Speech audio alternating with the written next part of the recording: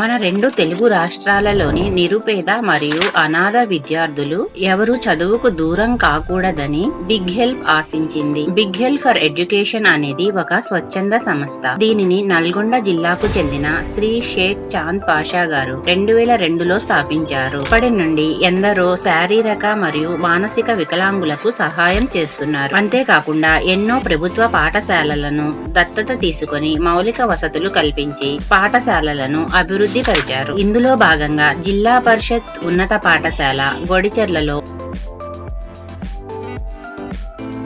Play ground ను అభివృద్ధి పరిచారు. ఈ పాఠశాలలో దాదాపు 1000 మంది విద్యార్థులు విద్యను అభ్యసిస్తున్నారు. 2004లో ఈ ప్రాజెక్ట్ ను ప్రారంభించి ప్రతి సంవత్సరం 20 మంది విద్యార్థులను దత్తత తీసుకుని చదివిస్తున్నారు. ఈ పాఠశాలకు 1 ఎకరం 25 సెంట్ల స్థలం ఉన్నప్పటికీ పిల్లలు ఆడుకునేందుకు ఉపయోగపడడం లేదు. వర్షం పడితే నీరు నిలబడి పిల్లలు పడిపోతున్నారు. అందువల్ల పాత జారే మట్టిని తొలగించి కొత్త మట్టితో నేలను చదును చేయాలని పాఠశాల ప్రధానోపాధ్యాయుడు బిగ్ హెల్ప్ ను కోరారు. విద్యార్థులను క్రీడలలో ప్రోత్సహించేందుకు క్రీడా నైపుణ్యాన్ని పెంచడానికి Synergy global tools private limited వారి సహకారంతో క్రీడా మైదానాన్ని అభివృద్ధి పరిచింది.